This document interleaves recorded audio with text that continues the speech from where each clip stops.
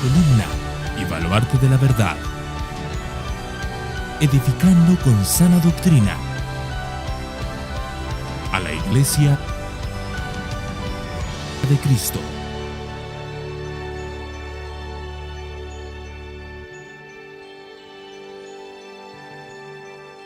La palabra del Señor pueda obrar en nuestras vidas, porque ese es nuestro mayor deseo, que la palabra tenga efecto en nosotros, que la palabra nos santifique, que la palabra nos mueva a la obediencia al Señor.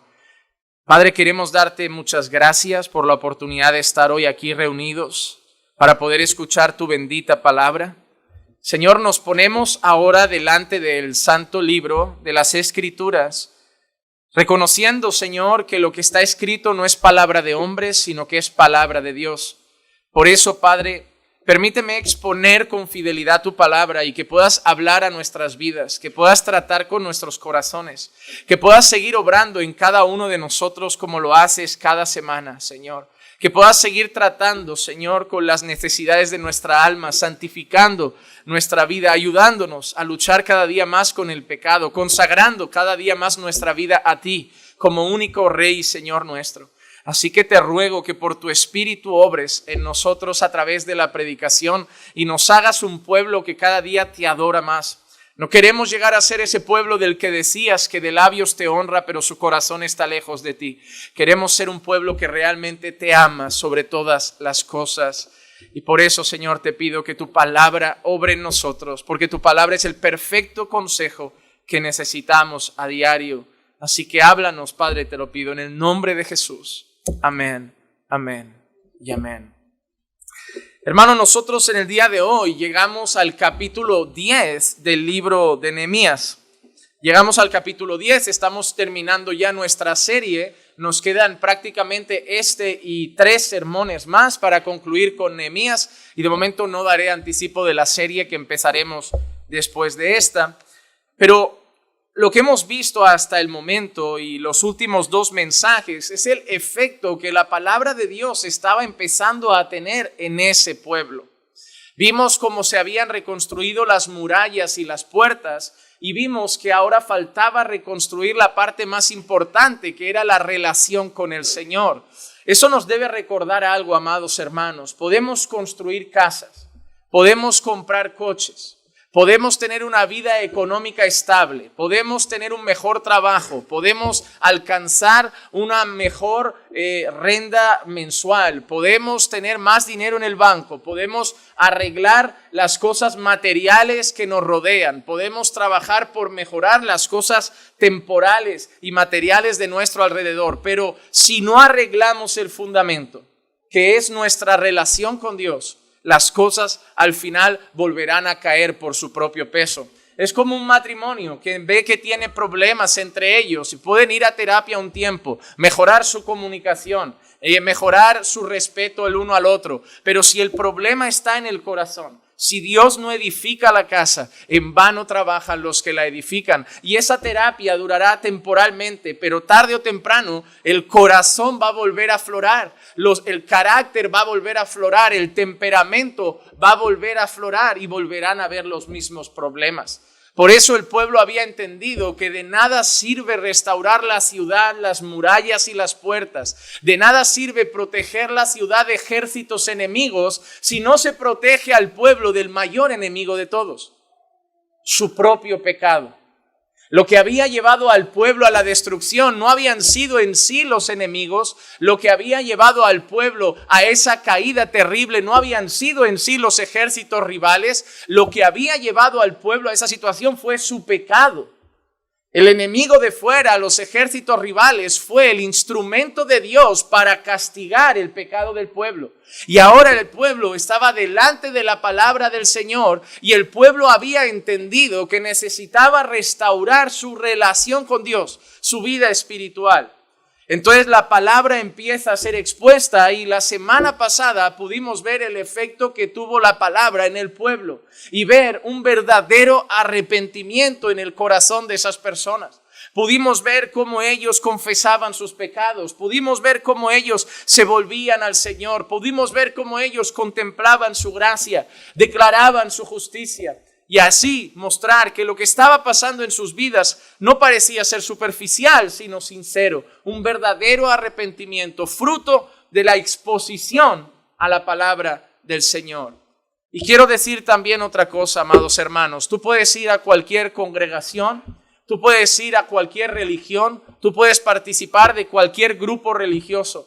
Tú puedes escuchar cualquier tipo de mensaje y puede tener 1000 efectos en tu vida. Hay mensajes que alegran, hay mensajes que dan esperanza, hay mensajes que hacen 1000 cosas. Ayer estábamos viendo en casa un poco el documental que han hecho sobre Hillsong en Discovery y las personas siempre decían que al principio cuando llegaban salían llenas de esperanza. Con carteles de esta es tu casa, bienvenido, esta es tu familia, te queremos como eres, y mensajes que solo les daban ánimo y esperanza, grandes amigos. Pero luego descubrían que no había cristianismo, no había arrepentimiento, no había nuevo nacimiento, no había fe verdadera, no había santificación y había una multitud de cosas podridas e intereses materiales en todo eso.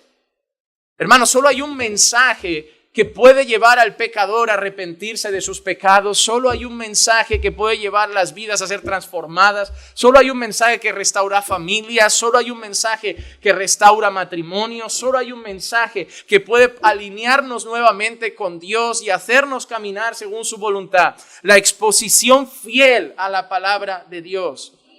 No necesitamos otro mensaje. Sí, le puede ir mejor a tu carne, te puede sentar bien, te puede dar menos problemas. Puedes decir, bueno, ese mensaje me hace sentir más cómodo, me incomoda menos. Pero no necesitamos un mensaje que no nos incomode. Necesitamos lo contrario. Necesitamos un mensaje que nos incomode porque debemos reconocer que tenemos multitud de cosas que cambiar en nuestra vida y debemos ser incomodados. El problema es que no queremos ponernos delante del espejo, no nos gusta ver la realidad, nos encanta comer y no nos queremos ver en el espejo porque nos sentimos mal, porque empezamos a vernos obesos, el cuerpo se deforma, fruto de nuestra glotonería. Nuestro pecado es agradable para nuestra carne, pero las consecuencias no queremos verla, no queremos ponernos delante del espejo y decirnos, estás siendo un glotón, te estás pasando, estás destruyendo tu salud. No queremos oír a la gente que nos dice, mira, ten cuidado, mira, esto te va a afectar a largo plazo. Nos enfadamos con esas personas. Pero necesitamos ser expuestos a la realidad para que un día digamos, wow, realmente me voy a poner enfermo. Eso es lo que me llevó a mí, hermano, ponerme delante de un médico que sin pelos en la lengua tuvo un problema de espalda y le dije, oye, pero me puedo operar, ¿qué van a hacer? Y me dice, no, tu problema es que estás obeso. Tú estás destruyendo tu salud, tú estás destruyendo tu espalda. Hombre, no fue agradable. Oye, qué falta de educación, qué falta de profesionalidad, qué falta de tacto para tratar con el paciente. Pero quizá esa falta de tacto fue la que me hacía falta para decir, realmente tienes razón. Y empezar a tratar con cosas incómodas. Pero debemos ser expuestos a la verdad. Este pueblo fue expuesto a la verdad. Y no fue cómodo. Pero el Señor empieza a tratar con sus vidas. Y ahora, fruto de ese arrepentimiento, este pueblo decide volver a obedecer a Dios. Y el capítulo 10, que es la esencia de eso, el pueblo volviendo a obedecer a Dios, volviendo a celebrar sus fiestas, volviendo a celebrar sus tradiciones, volviendo a obedecer sus mandamientos, volviendo a cumplir sus santos días. Entonces nos va a mostrar cómo es el efecto también del arrepentimiento en un pueblo que empieza a volverse a Dios. Así que lo que nos va a enseñar el capítulo 10 de hoy y muy unido al capítulo 9 de la semana pasada es el hecho de que el arrepentimiento da fruto. El verdadero arrepentimiento da fruto.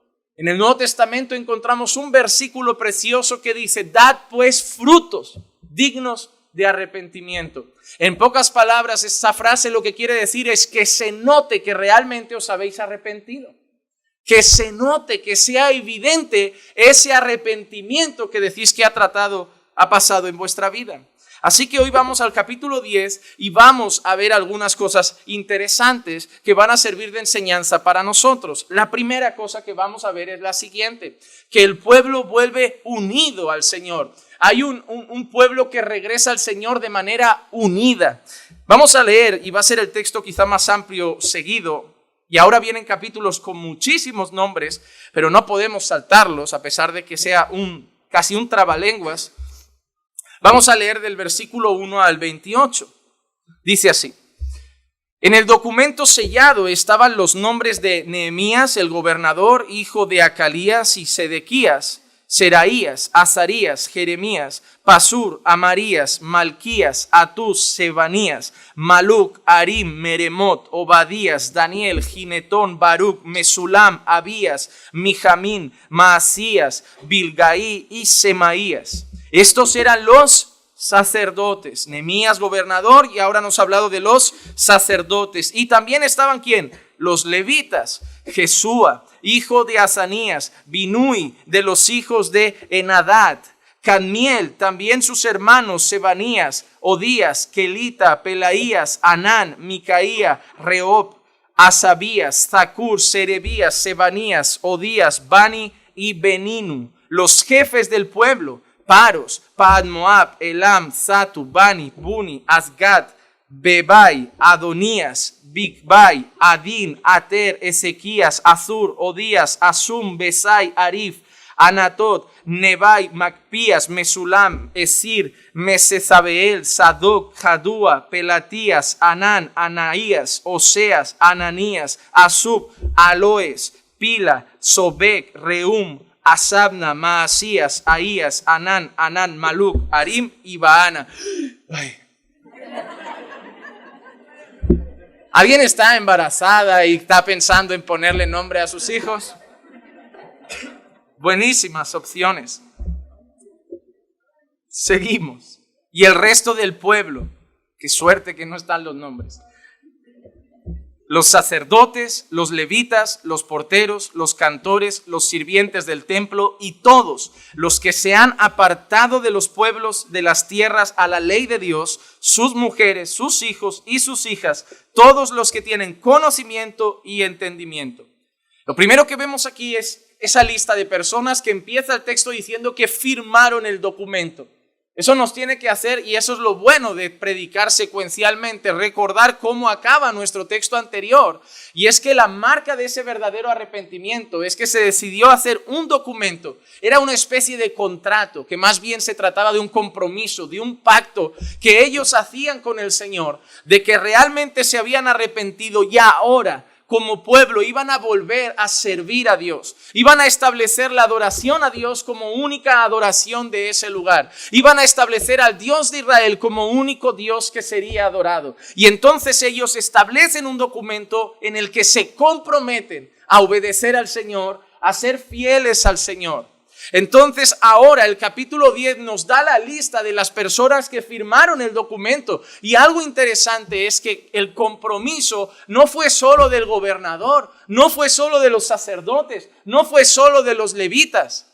El compromiso envolvió a los porteros, envolvió a todo el pueblo, padres y madres, esposos y esposas, hijos e hijas. Y dice el texto que firmó y se comprometió todo aquel que tenía capacidad, todo aquel que tenía entendimiento. Y eso es algo maravilloso, porque cuando nosotros hablamos de una palabra que se usa muchas veces al azar, sin saber realmente su significado, la palabra avivamiento lo que nos muestra es lo que Dios suele hacer normalmente con una persona, pero normalmente no lo hace a esas escalas. Nosotros podemos decir que hubo un avivamiento el día de Pentecostés porque como 3,000 personas se convirtieron al Señor.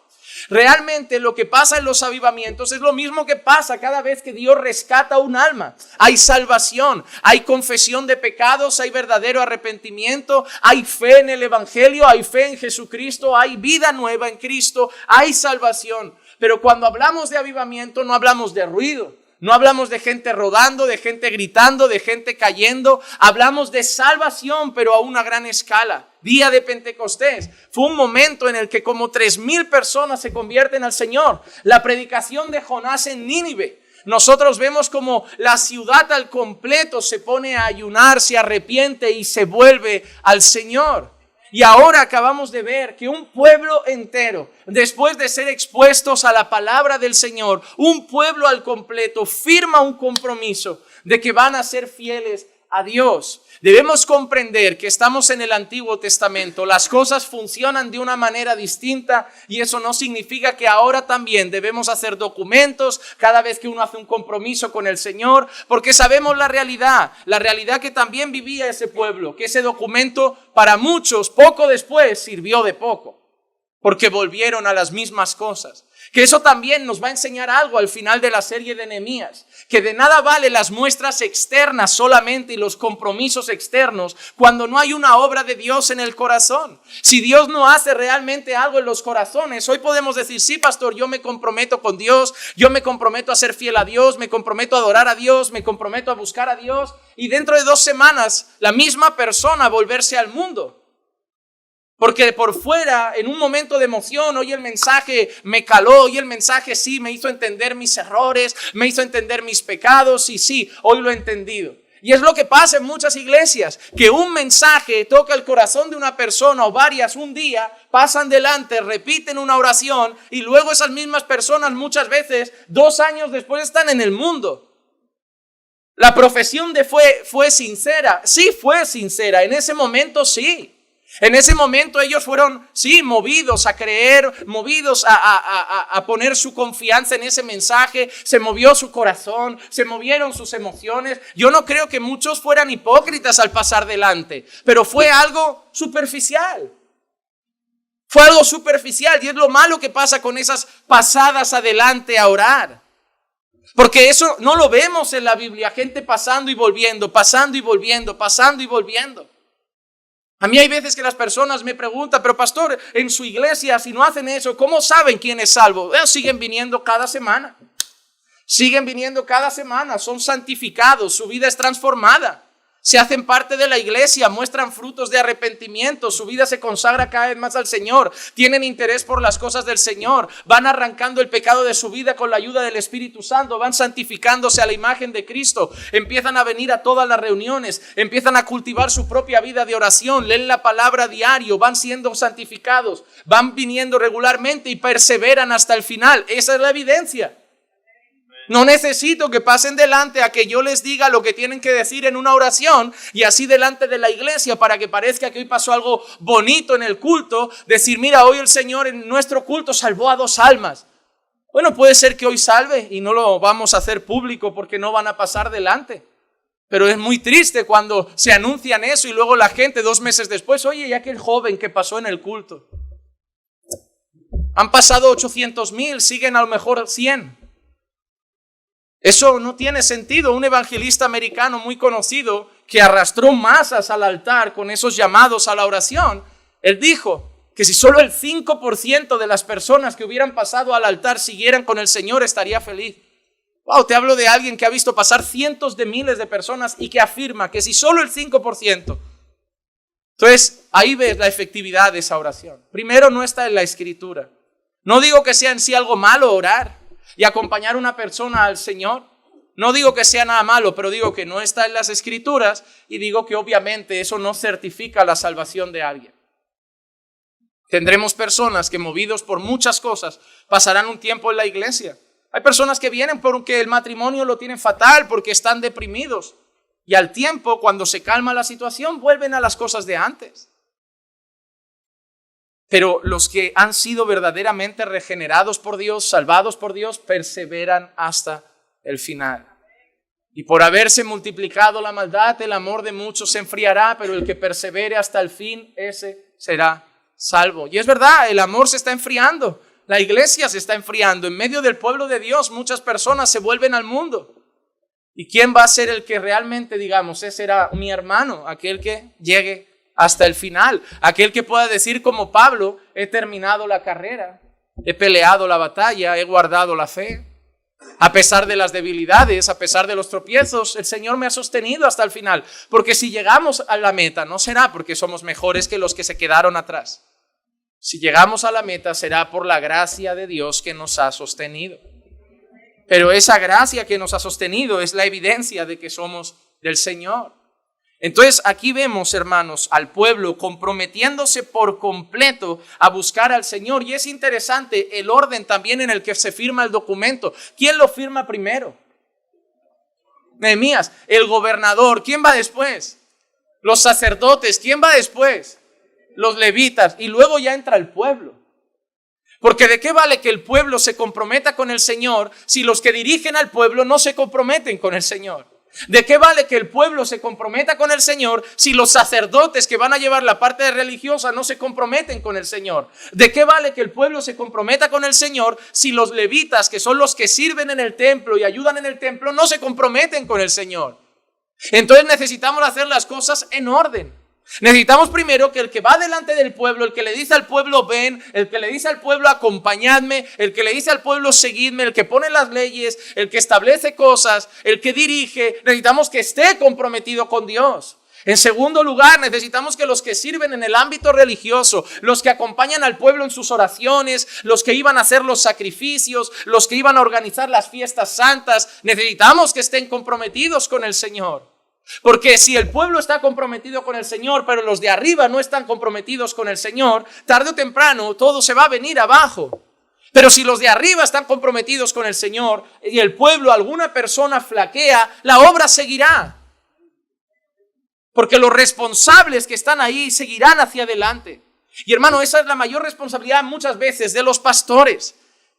No somos sacerdotes, no somos levitas. Ya no hay sacerdotes, solo tenemos un sumo sacerdote, Cristo Jesús nuestro Señor. Ya no hay levitas porque aquí nadie es de la tribu de Leví.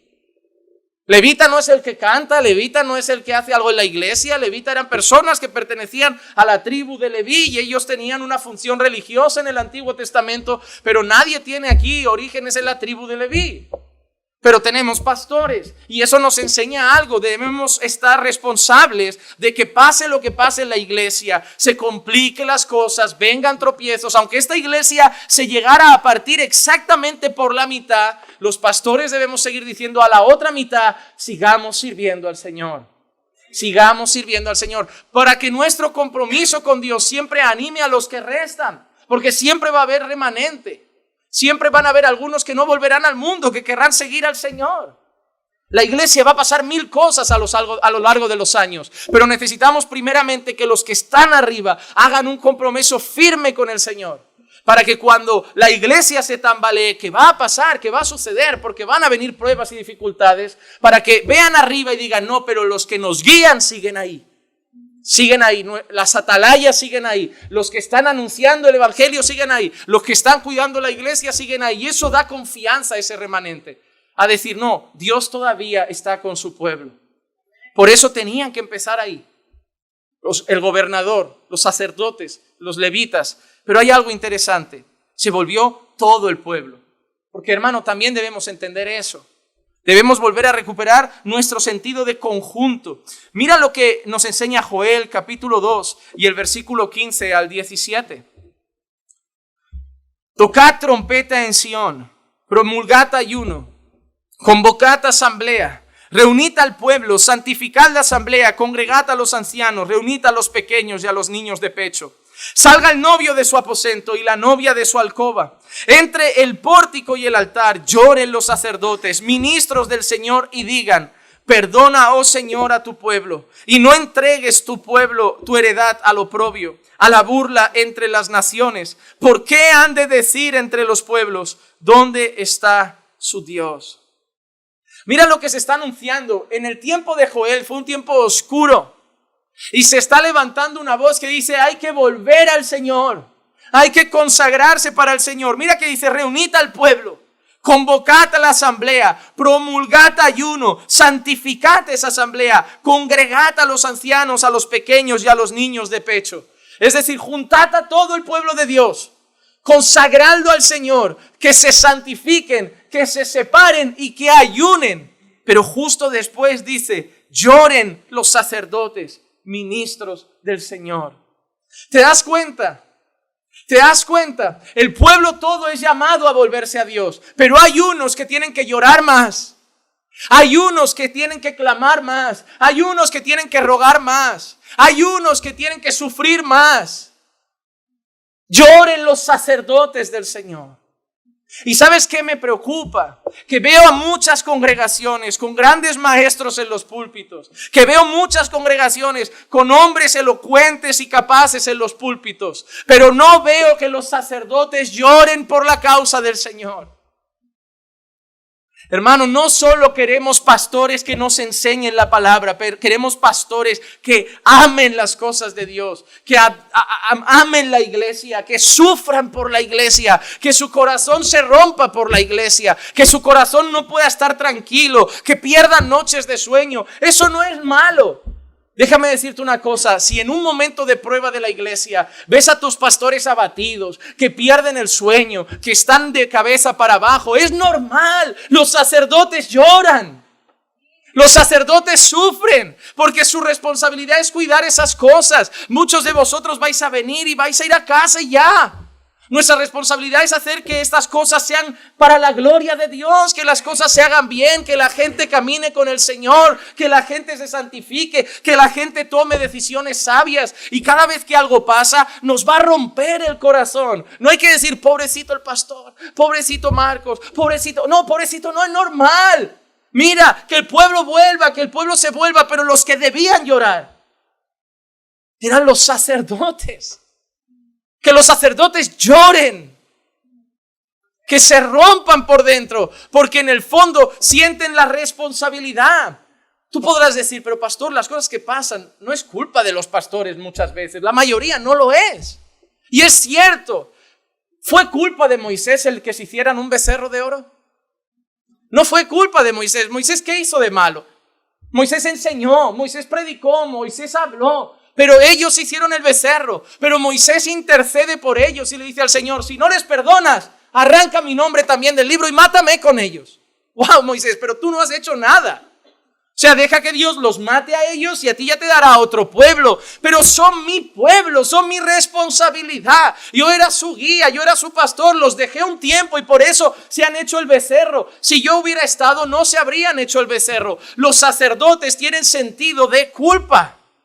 Sentido de culpa. Mira, por ejemplo, Daniel, capítulo 9, versículos 4 a 8. Dice, y oré al Señor, mi Dios, e hice confesión y dije, ay Señor, el Dios grande y temible, que guarda el pacto y la misericordia para los que le aman y guardan sus mandamientos. Hemos pecado, hemos cometido iniquidad, hemos hecho lo malo, nos hemos rebelado y nos hemos apartado de tus mandamientos y de tus ordenanzas. No hemos escuchado a tus siervos los profetas que hablaron en tu nombre a nuestros reyes, a nuestros príncipes, a nuestros padres y a todo el pueblo de la tierra. Tuya es la justicia, oh Señor, y nuestra la vergüenza en el rostro. Como sucede hoy a los hombres de Judá, a los habitantes de Jerusalén y a todo Israel, a los que están cerca y a los que están lejos en todos los países a donde los has echado, a causa de las infidelidades que cometieron contra ti, oh Señor. Oh Señor, nuestra es la vergüenza del rostro y de nuestros reyes y de nuestros príncipes y de nuestros padres, porque hemos pecado contra ti. Mira lo que está haciendo Daniel. Daniel está exponiendo el pecado del pueblo delante de Dios. Y dice, ¿sabes por qué estamos esparcidos, Señor? ¿Sabes por qué ya no vivimos en nuestra ciudad santa? ¿Sabes por qué estamos repartidos por el mundo? ¿Sabes por qué muchos son esclavos de otros pueblos? ¿Sabes por qué muchos ahora están sirviendo a naciones paganas? ¿Sabes por qué muchos han sido saqueados por naciones paganas? ¿Sabes por qué, Señor? Porque nos hemos desviado de tus ordenanzas. Porque hemos pecado contra ti. Y eso es algo importante, reconocer que todo lo malo que pasa en nuestra vida, hermanos, hoy, el origen siempre es el pecado. El pecado. El pecado. Y no hay camino más corto para empezar a arreglar las cosas que el reconocimiento del pecado. Sí, Señor, ¿sabes qué? He culpado por mucho tiempo a mi marido, he culpado por mucho tiempo a mi esposa, he culpado por mucho tiempo a mi jefe, he culpado a los políticos, he culpado a las empresas, he culpado a España, he culpado a mi país, a mi político de turno, al rey, he culpado a mi abuela, a mis antepasados, a que no me quisieron de pequeño, he culpado a todos, pero Señor, debo reconocer algo. Contra ti he pecado, yo, y esto es mi culpa. Esto es mi culpa, porque miles de personas con un pasado traumático hoy son fieles al Señor.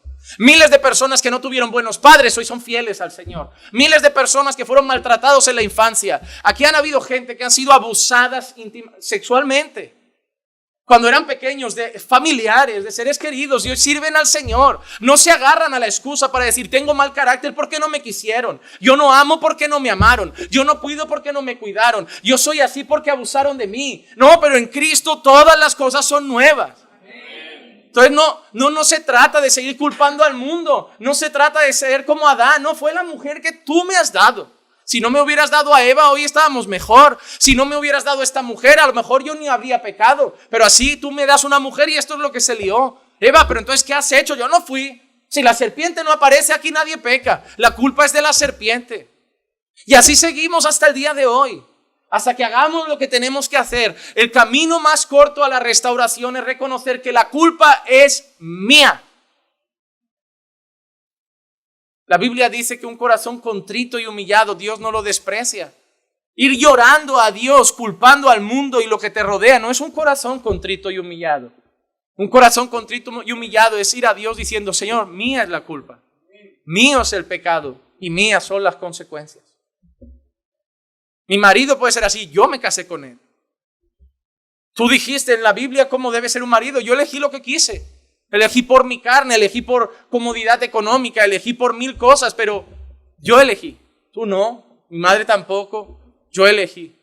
Yo tomé mis decisiones en la vida, yo decidí tener hijos fuera del matrimonio, yo decidí tomar este camino, salir de casa de mis padres, yo decidí todo esto. La culpa es mía. Hermano, que Dios nos lleve cada día a arrepentirnos de nuestros pecados. Y la mayor muestra que te vas a arrepentir es que no lo vas a justificar. Yo he hecho esto, pero es que si hay un pero, no hay arrepentimiento. Porque hay gente que te dice, mira, yo lo siento, sé que está mal, pero entiéndeme. No, ya no te has arrepentido. Solamente tu conciencia te dice que no está bien, pero en el fondo tu corazón todavía justifica el por qué lo ha hecho mal. No, ni pero ni pera. Está mal y punto. Señor, he pecado. Ya, porque quien encuentra una justificación no hay arrepentimiento. Porque en su conciencia todavía dice que ha pecado con motivo. He pecado por algo que lo justifica. Pero nada en este mundo justifica ofender al Santísimo Dios. Nada. Nada en este mundo lo justifica. Pero algo más interesante en la oración de Daniel no es solo el arrepentimiento, no es solo el reconocer nuestro pecado. Es que Daniel empieza diciendo, Señor, hemos pecado. Hemos pecado. Daniel se incluye en la oración. Y yo no veo registro en la Escritura de que Daniel hubiera sido un hombre rebelde contra Dios. ¿Tú ves ese registro en la Biblia? Yo al contrario veo que Daniel fue un hombre fiel a Dios. Acabó en el foso de los leones porque no podía dejar de orar a Dios. Entonces, ¿por qué Daniel hace eso? Porque Daniel es uno de los profetas. Daniel es uno de esos hombres que están al frente del pueblo y en el fondo Daniel sabe, el pueblo ha pecado, pero es mi pueblo. Hermanos, debemos recuperar ese sentido de mi pueblo. El pueblo.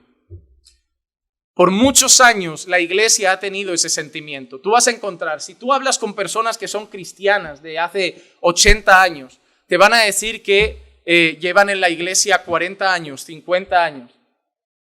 Tenemos hermanos aquí que han llegado hace poco, que llevaban en sus iglesias 37 años, 30 años, 25 años. Y te aseguro que habrán pasado situaciones difíciles, pero las personas tenían el sentido de mi pueblo. Ya las arreglaremos nosotros. Ya lo solucionaremos nosotros, ya haremos algo nosotros. Es nuestra iglesia, es nuestro pueblo. Cada día, sin darte cuenta, estamos entrando en un mundo que nos está haciendo más individualistas. A través de las redes sociales, culto en línea. Ya no necesitas ir a la iglesia, ahora hay iglesia online. Hay mucha gente que nos escribe de otros países diciendo, ¿por qué no transmiten el culto online? Y les respondemos con mucho amor, porque no vas a ir a la iglesia y te vas a quedar en casa viendo este. Ya, pero no hay iglesia, no hay iglesias en Ecuador. Pero nos estamos volviendo así. Mientras yo ore, lea la Biblia y tenga una relación con Dios, ¿sabes qué piensan muchas personas? La meta del cristiano es llegar al final, él siendo fiel al Señor. Y eso es un error. Porque se nos olvidan un montón de textos bíblicos que hablan del cuerpo de Cristo. Y ahí tú me dirás, ya, pero el cuerpo de Cristo no es caminando por fe, el cuerpo de Cristo es la iglesia del Señor. Sí. Pero si tú vas de un lado a otro, nunca llegarás a ser lo que la Biblia dice que se es dentro del cuerpo de Cristo. Ese compromiso solo se cultiva con el paso de los años y antiguamente las personas tenían ese sentir de pertenencia. Miren, vamos a hacerlo más sencillo. ¿Tu padre te ha fallado alguna vez? ¿Y tu madre? ¿Y tus hermanos? ¿Cuántas veces no nos hemos tirado del pelo con nuestros hermanos? Pero no hemos cambiado de familia, porque nuestra mente, incluso a pesar de que sean así, si alguien habla mal de nuestra familia, oh, tu padre es así, de mi padre hablo yo. Si alguien dice que mi padre es eso, soy yo. Porque tú lo dices sin amarlo y tú lo dices para lastimarlo. Si yo lo digo pero a su lado. Lo amo y lo digo porque sufro con él de verlo así y sufro y querría que fuera diferente. Pero nadie cambia de padre, nadie cambia de madre. Nadie cambia de hijos. No, mira, nadie llega a la iglesia. Oye, dame 2 de tus niñas, te presto 1 de mis hijos. ¿Cambias? Es que estos son medio rebeldes. Te lo cambio, te doy 2 de los chungos por 1 de los buenos. No funciona así. Porque tenemos un sentido de pertenencia. Esa es mi familia. Moisés sabía, ese es mi pueblo. Daniel sabía, ese es mi pueblo. Y nosotros debemos llegar a entender que esta es nuestra iglesia. Que si la iglesia se tuerce por la izquierda, todos los de la derecha nos vamos un ratito a la izquierda y la levantamos otra vez. Y si se tuerce ahora por la derecha, todos nos vamos para la derecha y la levantamos otra vez. Y eso es el cuerpo de Cristo. ¿Por qué? Porque juntos, como pueblo, habrá momentos que iremos ante Dios y diremos, Señor, si la iglesia se ha roto, si la iglesia se está torciendo, es porque hemos pecado contra ti. Pero tú no, yo no, tú has sido... No, ¿qué más da? Hemos, porque es nuestra iglesia. Es como las familias que cuando se empiezan a pelear entre ellos, empiezan a buscar quién tiene la culpa de que la familia vaya mal. ¿Es el marido? ¿Es la mujer? ¿Es el hijo? No lo van a arreglar. Hasta que la familia se pare y diga, como familia somos una vergüenza delante del Señor. Aquí no se trata de quién tiene más o menos culpa, pero hemos sido vergonzosos delante del Señor y juntos vamos a tener que volver y juntos vamos a tener que arreglarlo. El pueblo firmó un papel, pero no dijeron, a ver, ¿quién es más bueno? Este no hace falta que firmen los malos y que se comprometan a buscar al Señor. No, firmaron todos. Firmaron todos. Los que estaban bien y los que estaban mal, porque los que estaban bien hoy pueden ser de los que mañana estén mal. Y los que están mal hoy puede ser que mañana estén bien. Y eso es la vida cristiana. Así que debemos cultivar ese sentido de pertenencia. Y todo lo que hagamos para el Señor, hacerlo con ese sentido. Miren, se volvieron todos al Señor. Fueron corriendo al Señor. Joel llama a todos a la asamblea a orar al Señor y ayunar al Señor. Daniel dice, contra ti hemos pecado. Moisés intercede por todo el pueblo. El pecado no era de Moisés, pero Moisés se hizo responsable. El pecado no era de Daniel, pero Daniel se hizo responsable. El pecado no era de Joel, pero Joel se hace responsable. El pecado puede ser que no fuera de Nehemías, pero Nehemías es el primero que firma el documento. Tenemos que volver a recuperar ese sentido de pertenencia. En segundo lugar, ¿qué nos enseña el pasaje? Que el pueblo no solo firma, sino actúa. Empieza a regresar a los mandamientos del Señor. Nehemías capítulo 10 y el versículo 29. Si adhieren a sus parientes, sus nobles, y toman sobre sí un voto y un juramento de andar en la ley de Dios. ¿Cuál era el voto y el juramento? Andar en la ley de Dios, que fue dada por medio de Moisés, siervo de Dios, y de guardar y cumplir todos los mandamientos de Dios nuestro Señor, y sus ordenanzas y sus estatutos. Lo que habían firmado no era un voto de vamos a hacer la ciudad más grande, vamos a hacer la ciudad más fuerte, vamos a hacer la ciudad con el mejor ejército, vamos a hacer la ciudad más santa. La mayor finalidad que tenemos como iglesia no es llegar a ser la iglesia más grande. es ser la iglesia más santa posible. Más santa posible. Hermano, la santidad nunca es suficiente. En un mundo que está diciendo, esto no pasa nada, esto no pasa nada, esto no pasa nada, deberíamos contrarrestar eso no pasa nada y decir, no importa que no pase nada. Yo quiero más de Dios y menos de las costumbres de este mundo. No importa que no pase nada por esto, pero esto puede llegar un día a ser de tropiezo. Y ese día yo no quiero que llegue y voy a poner 100,000 barreras por el camino porque yo quiero más de Dios. Quiero ser más santo, quiero consagrarme más. Quiero cultivar más mi piedad. No quiero tener tropiezos cada semana. No quiero jugar con los límites. No quiero acercarme al precipicio. Yo quiero irme lejos del precipicio. Yo no tengo que mirar qué alto es, ni qué pasa si me caigo, ni wow, mira, asómate. No me tengo que asomar, porque puede ser que me asome 50 veces y no me caiga, pero un día me puedo resbalar, puede venir un golpe de viento y ese día me voy a matar. Hay mucha gente que hace eso con cosas que son lícitas, pero no convienen. Están en el límite como ya, pero a mí no me afecta. Y a lo mejor 50 veces no, pero a lo mejor la 51 te pegas el tortazo. Si tú ya supieras que en esa 51 puedes pegarte el tortazo, no vayas al límite, no te asomes a la ventana.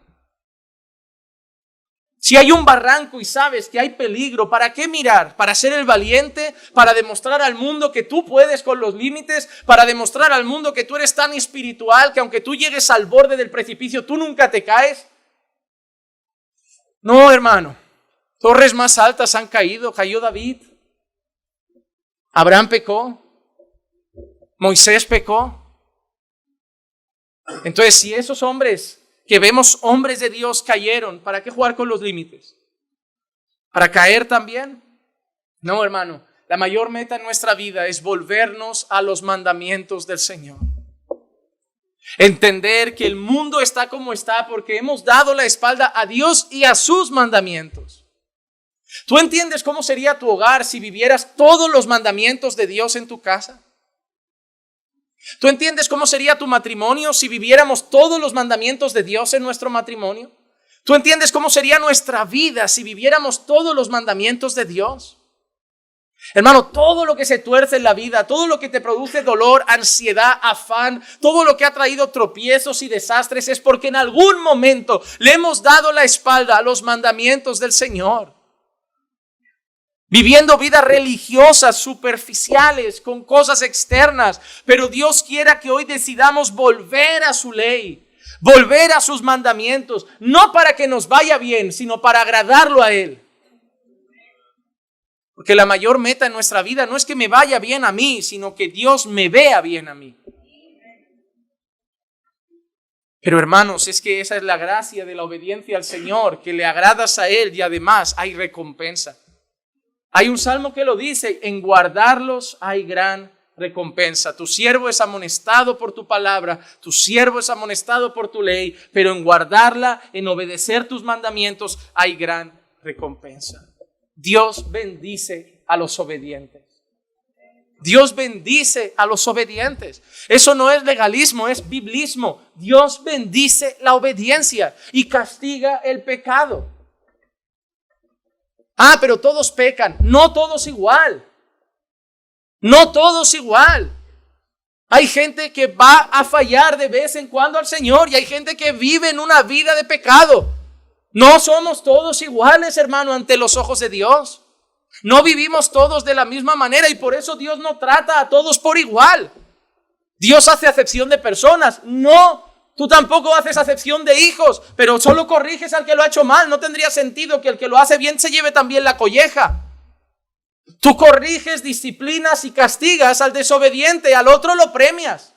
Ah, ¿por qué a mi hermano le has comprado ese helado y a mí me castigas? Tu hermano ha aprobado, tú no has ido ni a clase.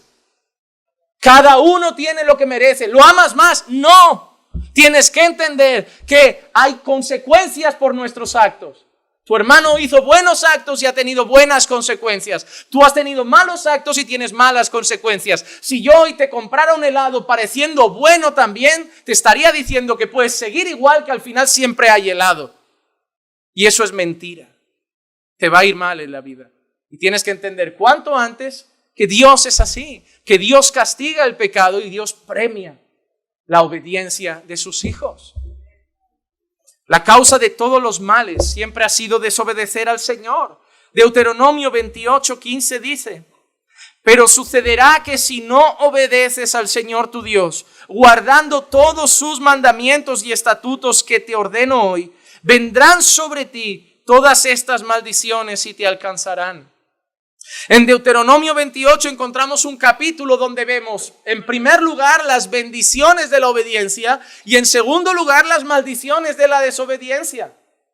Dios no dice: todo esto te vendrá si obedeces mi palabra, bendiciones, pero si no obedeces no pasa nada, yo te perdono.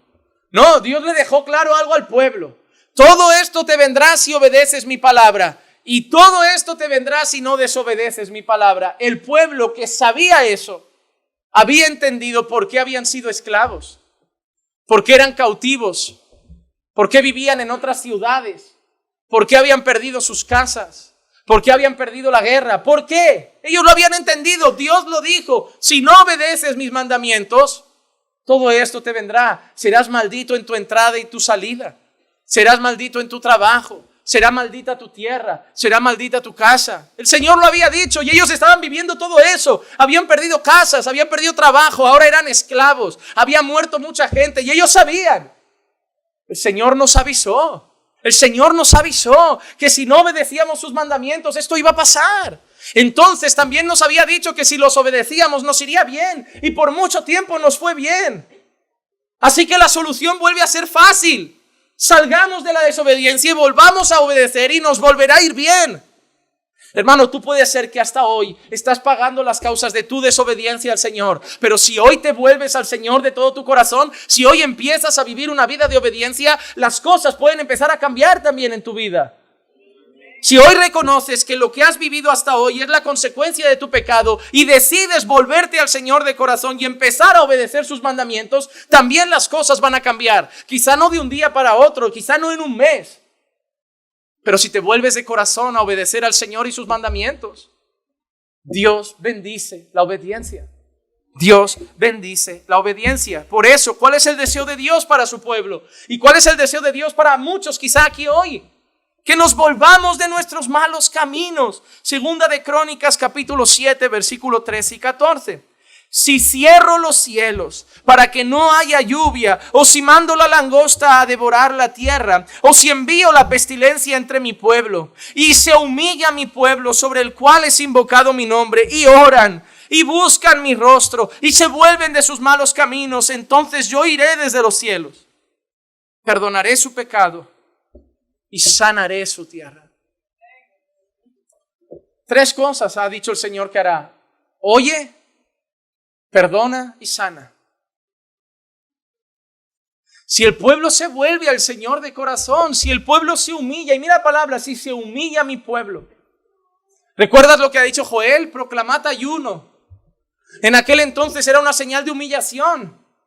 Humillaos delante de Dios por vuestro pecado, romped vuestro corazón, presentaos con un corazón contrito y humillado delante del Señor por vuestro pecado. Y el Señor verá eso, lo irá del cielo. Segundo paso, si es sincero, perdonará vuestros pecados. Y si realmente os volvéis al Señor, sanará vuestra tierra. Hermanos, si hay un arrepentimiento sincero en nuestros corazones, si nos volvemos en obediencia al Señor, el Señor puede sanar tu matrimonio. El Señor puede sanar tu familia. El Señor puede sanar tu vida, puede restaurarte, puede levantarte nuevamente. Pero hay que volver de corazón al Señor. La gente quiere vivir de cualquier manera porque es lo que enseñan los padres de hoy. Puede ser un niño malcriado y no hay castigo. Puede ser un niño malcriado que al final mamá dice: bueno, es que es un chiquillo, no pasa nada. Ayer estábamos comiendo en un restaurante con Clicia y de verdad había un padre que en vez de comer mirábamos al padre y nos daba pena verlo. Con 2 niños que se ponían de pie en la silla, que subían por un sitio, que rechinaban, que se metían debajo de la mesa. Yo veía eso. Y hermano, que nadie piense es que tú no tienes... No, eso es un hijo malcriado. Yo no hice eso. Y muchos de vosotros estaríais pensando: si yo hago eso delante de mi padre no me deja hacer eso. Algunos padres serían más severos que otros, pero tú hacías eso, tú te subías por las paredes. Tú empezabas a saltar con zapatos en el sofá de tu primo o de tu casa de tu tía. Tú ibas pegando chicles por los suelos, tú pintabas las sillas de la iglesia o te ponías de pie en las sillas de la iglesia y tu papá es un niño malcriado. Y la culpa es tuya. No son de cristal y no son buenos, necesitan disciplina. Ese padre ya lo miraba como, ¿qué hago? Lo veía desesperado, frustrado, como diciendo, no sirve. La iglesia me decía, es que ¿de qué sirve que aquí lo riña? Seguro que está así porque en casa no lo hacen. Si lo va a reñir aquí, el niño va a pensar, pero aquí hay normas que en casa no hay. No, pero hubo un momento, gracias a Dios, que la madre comió más rápido, se llevó a los niños para afuera y el padre lo vi feliz con su paella, con sus gambas. Yo te digo que por un momento ese padre pensó, los 5 minutos más buenos que he tenido en muchos años.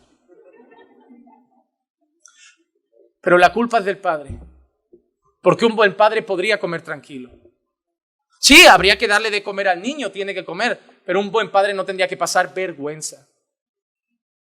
Porque es lo que pasáis hoy. Os pensáis que no, pero la gente mira de reojo y habla. Dice, qué pena, mira. A ti no te lo va a decir porque ya sabemos cómo son, intocables. Y si alguien toca a tu pequeño retoño, ¿tú quién eres? Deja a mi hijo, yo lo crío a mi manera.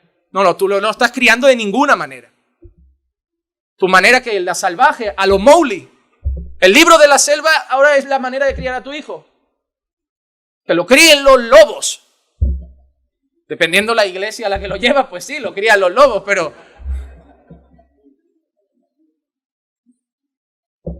un hijo malcriado es la vergüenza de su padre. Un pueblo malcriado, una iglesia malcriada es la vergüenza de Dios.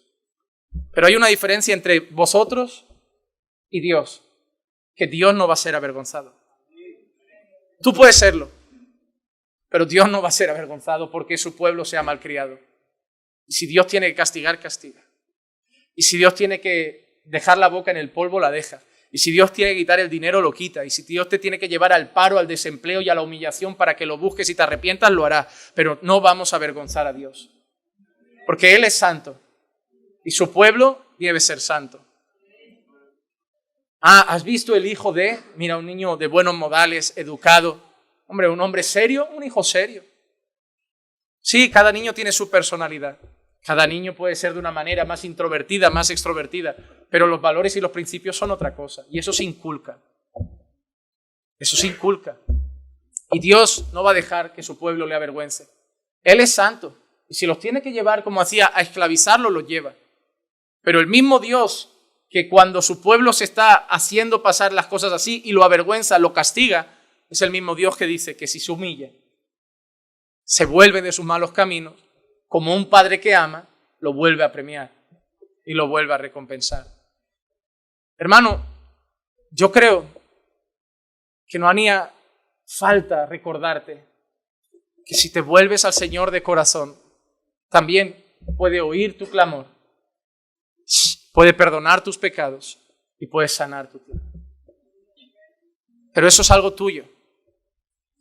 Yo puedo decir como iglesia, vamos a hacerlo todos. Pero también hay una parte individual de cada uno. Vuélvete hoy al Señor, para que el Señor vuelva a sanar tu tierra. Vamos al siguiente punto ahora. El versículo 30 nos enseña una cosa interesante. Mira qué dice. Y que no daremos nuestras hijas a los pueblos de la tierra, ni tomaremos sus hijas para nuestros hijos. No tomaremos sus hijas para nuestros hijos. Hermanos, esto es muy interesante porque uno de los pecados que más daño había hecho al pueblo de Dios era el yugo desigual. El Señor le había dicho una cosa, mira, os voy a dar una tierra que fluye leche y miel. Os voy a dar una tierra bendecida, una tierra próspera, pero solo os pido una cosa. Hay más gente ahí, no os juntéis con ellos, porque adoran a otros dioses. Adoran a dioses falsos. ¿Y sabéis qué? Van a desviar vuestro corazón. ¿Pero qué pensó el pueblo? No, yo lo convierto. No, Señor, yo he conocido a un pagano ahí, un hijo de Baal, pero él me dice que no le importa que yo adore al Dios de Israel. Y yo voy a orar, Señor, y tú lo vas a salvar. Yo no te he dicho que lo iba a salvar. ¿Qué pasa? Que porque te cases con un impío, Dios tiene la obligación de salvar al impío. Dios salva a quien quiere. Si te casas con un impío, el problema va a ser que ahora vas a vivir casada con un impío el resto de tu vida. Porque Dios, el mismo Dios que dice no te cases con un impío, es el mismo Dios que dice ahora no te puedes divorciar. Malaquías lo dice, yo soy Dios y aborrezco el divorcio. El mundo no aborrece el divorcio. Las leyes no aborrecen el divorcio. La sociedad actual no aborrece el divorcio. Hoy somos todos casi como la samaritana, 4 o 5 matrimonios. O matrimonios o relaciones, lo que sea. Pero no importa lo que dice el mundo y la cultura y nuestro tiempo. Es que antiguamente se veía muy mal el divorcio y la gente tenía que aguantar cualquier cosa. Es que antiguamente se veía muy mal lo de tener un hijo fuera del matrimonio y las chicas se tenían que ir lejos a otro pueblo porque era vergüenza para la familia. Y la gente, y hay cristianos que te dicen eso. A mí me da mucha pena cuando te viene un cristiano y te dice, era tan triste antes, las madres tenían que aguantar de todo porque se veía tan mal el divorcio que no se podían divorciar. ¿Y quién te ha dicho que tú sí puedes? Es que antes tenías un hijo fuera del matrimonio y era una deshonra para la familia. ¿Y qué te ha dicho que hoy es honra? Déjame decirte una cosa, el mundo te va a aplaudir y te va a decir, no, pero para Dios es una deshonra.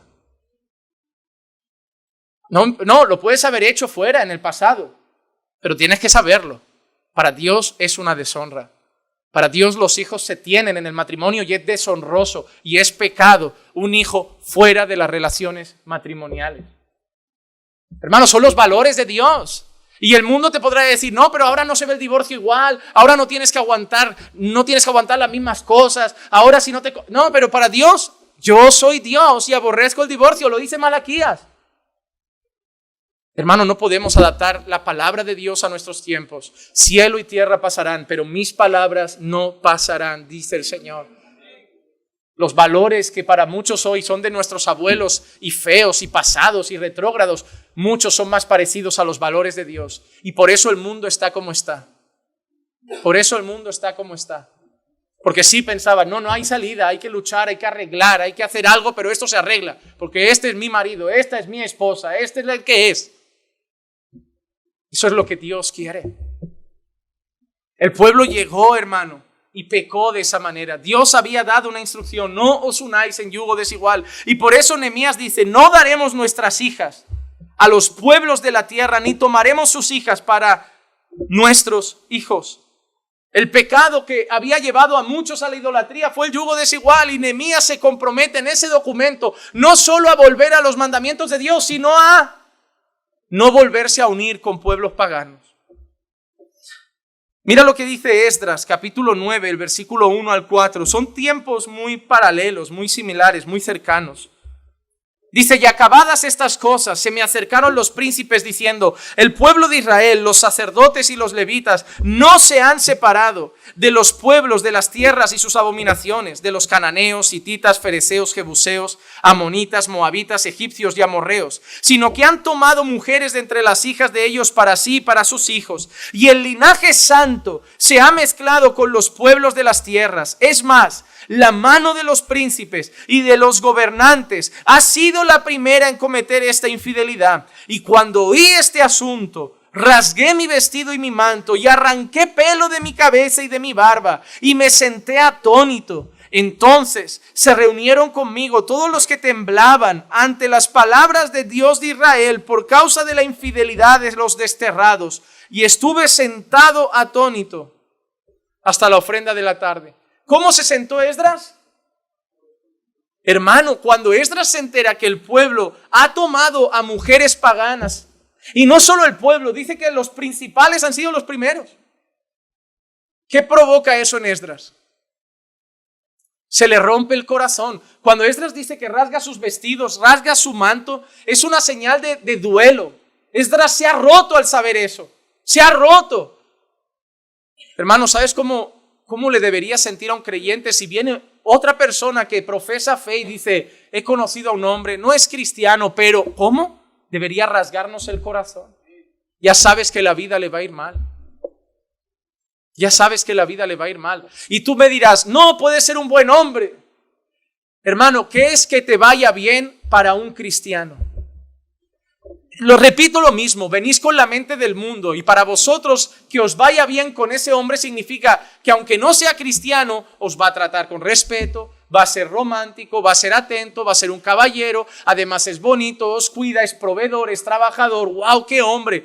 La única cosa es que no es cristiano, pero me va a ir bien. No, porque eso ya es lo suficiente para que según los valores cristianos no te vaya bien. Porque ¿con quién vas a orar? ¿Qué le va a enseñar a tus hijos? Vas a venir sola a la iglesia y no vas a pasar la eternidad con él. Sabemos que no hay matrimonio en el cielo. Pero ¿qué es irte a la cama todos los días sabiendo que ese buen hombre va a ir al infierno? Que es un hijo del diablo. Porque el que practica el pecado es del diablo. Pero ese hombre no se da a la bebida, no es un maltratador, no es un drogadicto. No, pero es que pecado no es solo eso. Pecado es vivir de espaldas a Dios todos los días. Pecado es negar a Dios. Pecado es decir, no creo en Dios, yo vivo a mi manera. Yo ya soy buena persona, no necesito la religión. Eso también es pecado. Es el orgullo y la soberbia del hombre de decir, yo no he hecho nada malo, no necesito a Dios, no necesito religión. Yo me basto por mí mismo. Yo ya tengo buena moral. Eso también es pecado. Dios resiste a los soberbios. No, hermano, el yugo desigual nos debe doler. Padres, si tu hija, si tu hijo, que lo estás criando en los caminos del Señor, te aparece y te dice, he conocido a un muchacho, no es creyente, fuera. Fuera. Pero papá, da igual lo que me digan tus amigos, los padres de tus amigos, que si soy esto, que si soy aquello. No, un impío no. Pero pastor, mi hija tampoco es creyente. No, pues nada, si quieres usar esa sabiduría y lógica, entonces ya des por perdida a tu hija. No, tu idea es que la sigas criando en los valores del Señor, que tu hija tenga que nacer de nuevo, sí, pero que al menos sea una mujer que sabe de la existencia de Dios, tenga un respeto hacia la persona de Dios, tenga un cierto temor hacia la persona de Dios, obviamente no como el temor de los creyentes. Pero ¿cuántas personas antes de nacer de nuevo venían de casas cristianas y tenían ciertos principios? ¿Cuántas personas antes de nacer de nuevo venían de padres cristianos y no probaron tanto el mundo como nosotros? No, que ya la vas a dejar en las manos de un impío. Ya le has dado su corazón a un hombre del mundo. No, el yugo desigual es pecado. Y llevó a Israel a ofender a Dios. ¿Recuerdan a Salomón? La Biblia dice que Salomón acabó inclinando su corazón hacia falsos dioses. ¿Por causa de qué? De las mujeres que él amó. No dice que no las quería. Pero es que el amor no nos tiene que hacer burros. No tenemos que ir como con cosas aquí en los ojos. Me enamoré, ya no veo nada más. El mundo por ahí va diciendo, es que el amor es ciego. No, el amor es tonto. El del mundo es tonto. Porque el amor de la Biblia no es irracional. No se puede luchar contra el corazón. ¿Cómo que no? Yo lucho cada día contra mi corazón. Mi corazón a veces me dice no vayas a la iglesia, a veces me dice desiste de la fe, a veces me dice no ores, a veces me dice no leas la Biblia, a veces me dice déjalo todo, sal corriendo y empieza de cero en la punta del mundo. Tu corazón te puede decir mil cosas, pero el corazón no manda. Claro que se tiene que luchar contra el corazón, claro que el corazón no, el corazón es engañoso y perverso. El corazón me va a decir mil cosas de las que 999 no me van a gustar. Sé que no son de Dios. No se puede ir contra el corazón, no, debemos ir contra el corazón cada día. Con las armas de Dios, oración, ayuno, palabra. Y someter nuestro corazón a la voluntad de Dios. Señor, estoy sintiendo sentimientos por esa persona, pero no es de Dios, no es tuyo. No es cristiano, o no me conviene, o por esto, esa persona no es para mí, yo lo sé. Así que Señor, voy a ayunar, voy a orar y tú vas a quitar eso de mi corazón. Y Dios lo hará. Y Dios lo hará. No es rendirse y decir, no, mi corazón es el que dicta mis decisiones. ¿Qué dices, hermano? No hay nada más peligroso que una persona que vive en base a sus emociones y a su corazón. Eso es muy peligroso. Eso es muy peligroso. Debemos vivir en base a lo que Dios dice. Y hermano, solo quiero recordarte algo. El yugo desigual no es un mandamiento solo de entonces. Es un mandamiento que sigue vigente. En 2 Corintios capítulo 6, versículo 14 y 15, el apóstol Pablo dice, no estéis unidos en yugo desigual con los incrédulos, pues, ¿qué asociación tienen la justicia y la iniquidad? A ver, tú eres alguien que ama la justicia y ellos aman el pecado. ¿Qué comunión la luz con las tinieblas? Si tú eres la luz y ellos tinieblas, ¿qué comunión hay? ¿O qué armonía tiene Cristo con Belial? ¿O qué tiene en común un creyente con un incrédulo? Y tú dirás, no, tenemos en común que nos gusta el Barça, que nos gusta el pádel, que nos gusta ir a la montaña, pero no se refiere a eso. Se refiere a las cosas importantes de la vida. Se refiere a las creencias, se refiere a la fe en Dios. Y Pablo lo deja muy claro, no os unáis en yugo desigual. No es un consejo, es un mandamiento. Es un mandamiento. Te repito lo mismo, mi deber como pastor no es que te vayas cómodo al infierno. Mi deber como pastor es incomodar hasta que vayamos todos santos al cielo. Y un día lo entenderéis, como cuando yo no entendía por qué mi padre era de alguna manera y lo odiaba. Y un día entenderé, no, lo hacía por mi bien. Un día entenderéis que todo lo que se hace desde este púlpito es por vuestro bien. No tengo ningún interés en arruinaros la vida, pero tengo mucho interés en que viváis para la gloria de Dios. Porque creo que Dios bendecirá eso y os hará bien. Así que el pueblo decide dejar el yugo desigual, pero ahora también recupera otra cosa que había perdido. Recuperan el día del Señor. En Nehemías 10:31, mira que dice: en cuanto a los pueblos de la tierra que traigan mercancías o cualquier clase de grano para vender en el día de reposo, no compraremos de ellos en el día de reposo ni en día santo, ni renunciaremos a las cosechas del año séptimo y a la exigencia de toda deuda. Otro de los mandamientos que se habían incumplido era el día de reposo y los días santos. ¿Ves que él menciona dos cosas? Día de reposo y día santo. Porque tenían el día de reposo, el Sabbat, pero luego también tenían otros días que eran especiales en los que Dios merecía ser adorado y ellos no podían trabajar. El pueblo no solo había dejado de lado el mandato del yugo desigual y se había unido con falsas religiones, con personas de fe pagana, sino que además el pueblo había olvidado el día del Señor, ya no hacían nada para el Señor. Sabemos que nosotros vemos en la ley que Dios había establecido un día santo para Él. Y el pueblo ya no lo entendía de esa manera, ya no lo guardaba. Y ojo, que hay muchos creyentes que piensan, bueno, como ya no guardo el sábado, ya no hay día del Señor. Estás muy equivocado si ese es tu pensamiento. Estás muy equivocado si ese es tu pensamiento. Y yo quiero que entiendas algunas cosas de manera rápida. Primera, ¿cuál era la consecuencia por incumplir el día de reposo en aquel tiempo?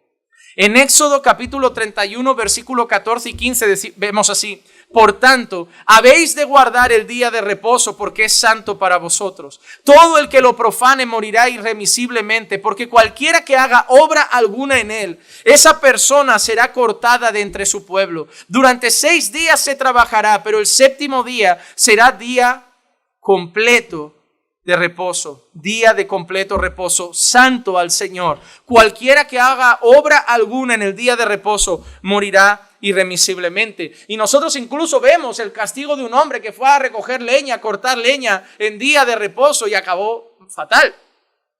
Era el mandato del Señor, que la gente trabajara así, se tienen que ganar el pan con el sudor de su frente. Pero había un día en el que el Señor demandaba ser adorado.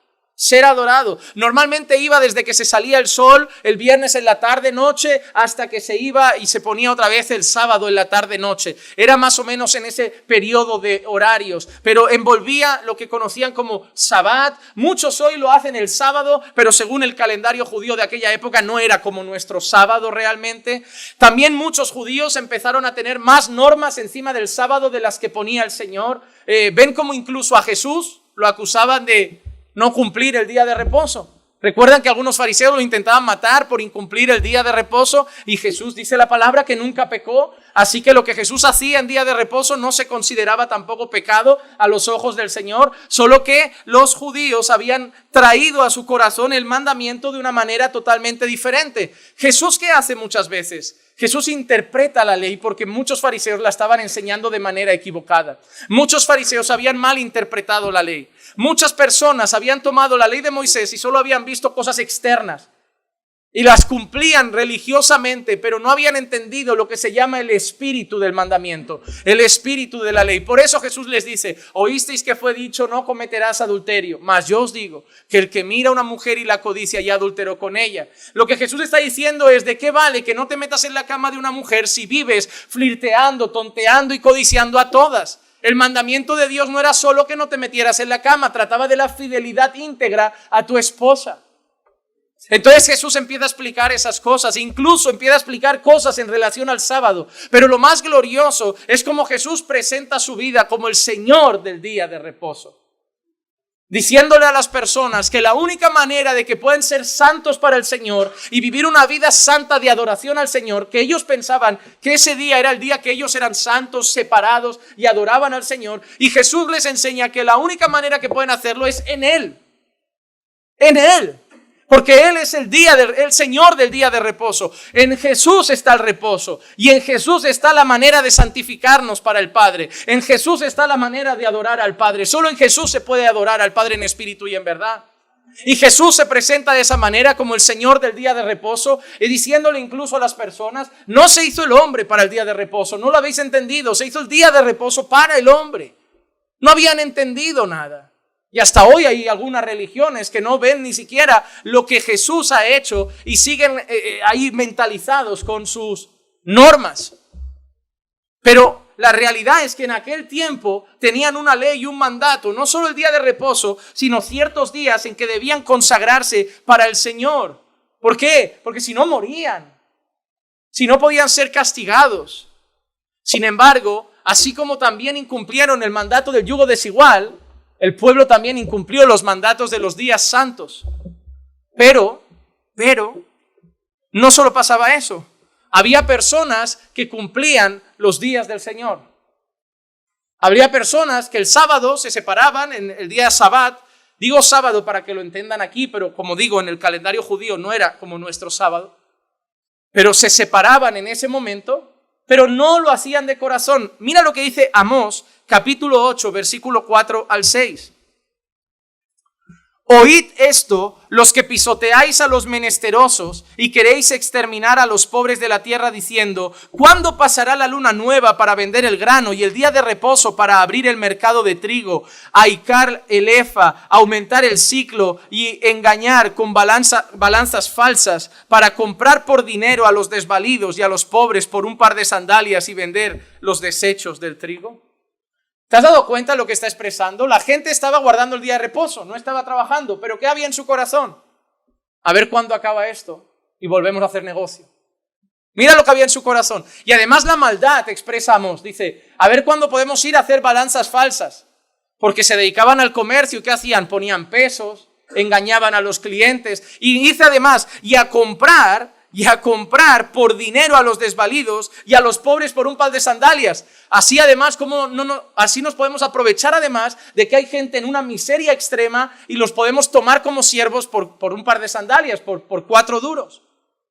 Estaban haciendo su ritual religioso, pero su cabeza estaba pensando en cuándo volver a su propia vida y a su pecado. ¿Saben? Eso es lo que hacían muchos fariseos. Ellos estaban ahí quietitos el día de reposo, su corazón lejos de Dios. Este pueblo de labios me honra, pero su corazón. Hay gente que el domingo viene a la iglesia de la misma manera. Hay gente que el domingo viene aquí esperando que acaben ya mira, gracias a Dios que quedan 15 minutos para las 12, que ya acaba el sermón y puedo volver a mis cosas, a mi entretenimiento, me pongo ya mi serie que dejé un capítulo a medias y ya salgo a comer y a divertirme, ya he cumplido con la iglesia, espero que al Señor le baste eso para meterme en el cielo. El Señor no quiere que vengas al culto solamente porque hay que venir, porque no hay que dejar de congregar como algunos tienen por costumbre. El Señor quiere que estés en el culto. No que vayas, que estés. Porque puedes haber venido y no estar aquí ahora. Puedes haber venido y estar más pendiente del tiempo, de 1000 cosas, de tu cabeza en 1000 cosas, pero el Señor no solo quiere que vengas, quiere que estés. Porque el Señor quiere tratar contigo. El Señor quiere recibir tu oración. El Señor quiere recibir tu alabanza. Y no quiere que cantes porque hay letras en la pantalla y hay que cantar. Quiere que le alabes, que es diferente. Quiere que tu corazón se entregue en esas alabanzas. Quiere que las pienses. Quiere que las creas, quieres que realmente lo que cantas lo sientas de verdad. tú eres mi libertador, tú eres mi Señor, tú has hecho esto, Jesús está a la diestra, Él es mi Salvador. Él quiere eso. Él quiere no que ores mientras alguien ora entre las alabanzas. Él quiere que en ese momento tú también ores a Él, sabiendo que puedes acceder con libertad al trono de la gracia. El Señor no quiere una observancia superficial de sus mandamientos. El Señor quiere que los hagas de corazón y que los entiendas.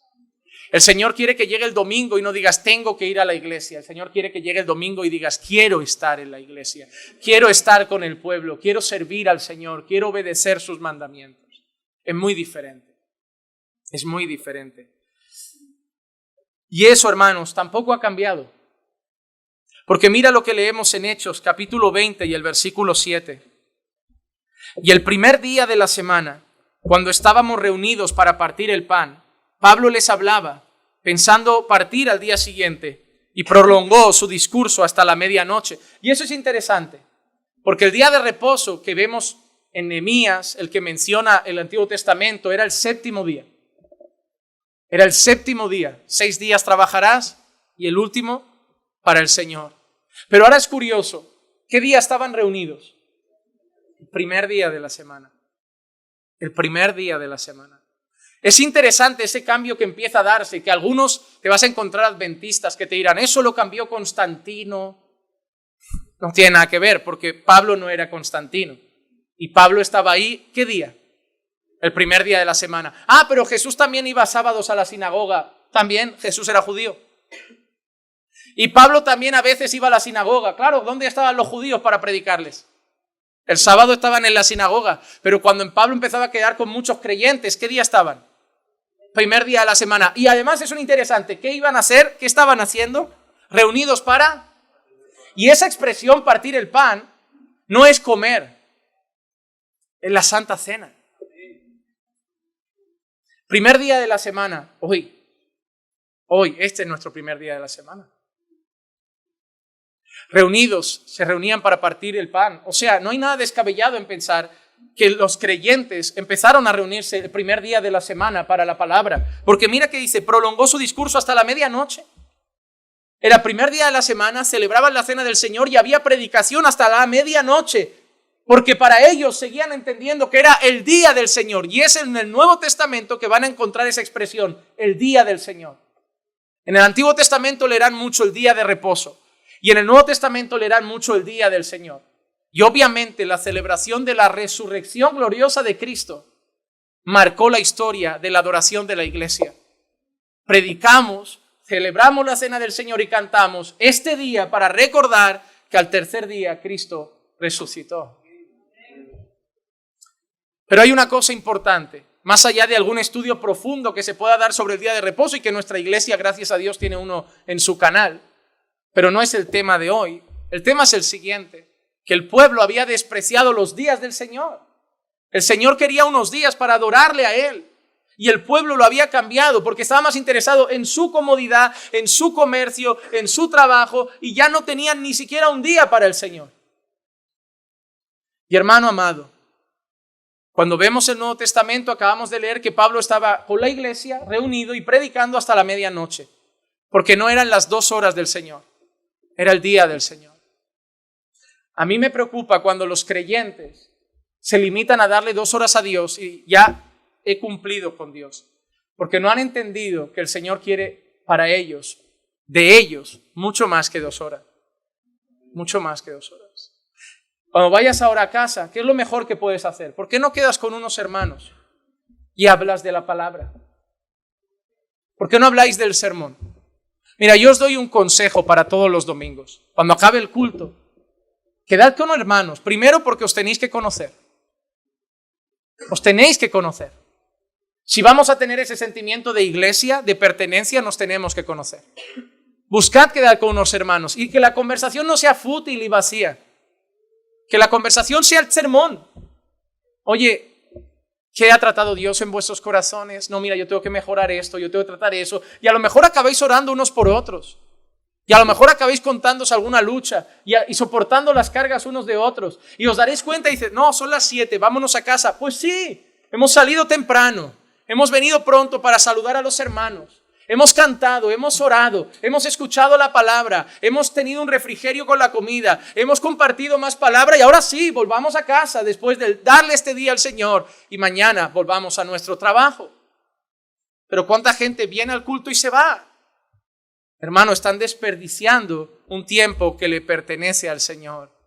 Y muchas veces ni siquiera vienen entre semana. Este es el día que vienen a la iglesia. Vienes un día a la semana y solo le das 2 horas al Señor. Es decir, de 365 días del año solo vienes 4 al mes. Si vienes 4 días al mes, amado hermano, son unos 48, 50 días al año. Es decir, déjame hacerte números para que te asustes un poco. Dices que eres cristiano y que amas a Dios sobre todas las cosas. Tienes que entender que a quien ama a Dios sobre todas las cosas hace parte del cuerpo de Cristo. Y de 365 días que tiene el año, pasas 50 con el cuerpo de Cristo.